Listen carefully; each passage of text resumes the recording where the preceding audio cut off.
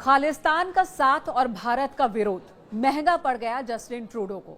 जी हां, कनाडा के प्रधानमंत्री जस्टिन ट्रूडो को इस्तीफा देना पड़ गया क्योंकि एक के बाद एक कई गलत फैसले उन्होंने लिए।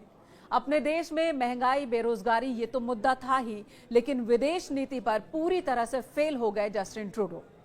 10 साल पहले जब ट्रूडो ने सरकार बनाई थी तब उनकी खूब तारीफ हुई थी। आप लोगों को याद होगा कि किस तरह से जस्टिन ट्रूडो की इमेज को लेकर के पॉजिटिव खबरें आती थी। एक जेंटलमैन शख्स के तौर पर उन्हें प्रेजेंट किया गया था, एक ऐसा शख्स जो प्रधानमंत्री होते हुए भी आम लोगों से बहुत खुलकर मिलता था, संवेदनशील दिखता था। लेकिन बदलते वक्त के साथ जस्टिन ट्रूडो की नीतियां बदली और नीतियां एक के बाद एक गलत फैसलों में तब्दील होती गई, जिसका खामियाजा उन्हें इस्तीफा देकर चुकाना पड़ा। हाल फिलहाल की बात की जाए तो भारत से सीधे सीधे पंगा ले लिया था जस्टिन ट्रूडो ने। सिर्फ खालिस्तानियों को खुश करने के लिए भारत पर एक के बाद एक कई एलिगेशंस लगाए। यहां तक कि पार्लियामेंट में खड़े होकर जस्टिन ट्रूडो ने एक आतंकी निज्जर की हत्या का आरोप भारत सरकार पर लगा दिया कि भारत की एजेंसियों की मिलीभगत से एक कैनेडियन नागरिक की हत्या की गई। कई और खालिस्तानी मूवमेंट भी कनाडा में होते रहे और जस्टिन ट्रूडो न सिर्फ अपनी आंखें बंद कर कर बैठे थे, बल्कि वो शह देते रहे। कहा जा रहा था कि ट्रूडो को खालिस्तान का बड़ा समर्थन मिला हुआ है। आर्थिक तौर पर भी ये जो खालिस्तानी मूवमेंट से जुड़े लोग हैं वो ट्रूडो सरकार को समर्थन करते हैं, ट्रूडो को समर्थन करते हैं, और यही वजह है कि ट्रूडो ने चुप्पी साध रखी थी।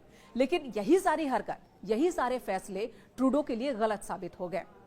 जस्टिन ट्रूडो ने जब भारत पर यह एलिगेशन लगाया था कि निज्जर की हत्या भारत सरकार की एजेंसियों की मिलीभगत से हुई थी, तब भारत ने इसका खंडन किया था। उसके बाद कई गंभीर स्टेप्स भी लिए।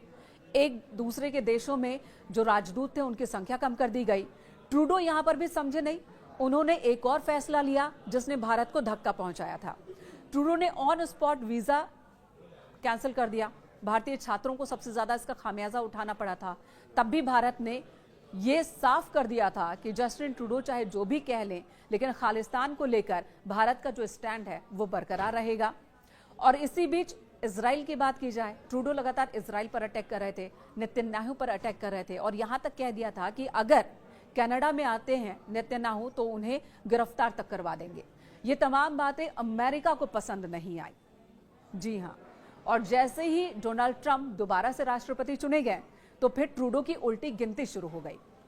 डोनाल्ड ट्रंप ने कई अटैक किए ट्रूडो पर, उनका मजाक उड़ाया, यहां तक कह दिया कि कनाडा कोई देश नहीं बल्कि 51वां राज्य है अमेरिका का और ट्रूडो वहां के गवर्नर है। इस तरह से पूरी दुनिया में जगहसाई ट्रूडो की हुई। उनकी नीतियों को लेकर पहले ही देश में माहौल गर्म था। 2024 के आखिर में कई सारे मंत्रियों ने ट्रूडो सरकार के इस्तीफा दिया, जिसकी वजह से गंभीर खतरे में ट्रूडो आए और फाइनली उन्हें इस्तीफा देना पड़ा प्रधानमंत्री के पद से।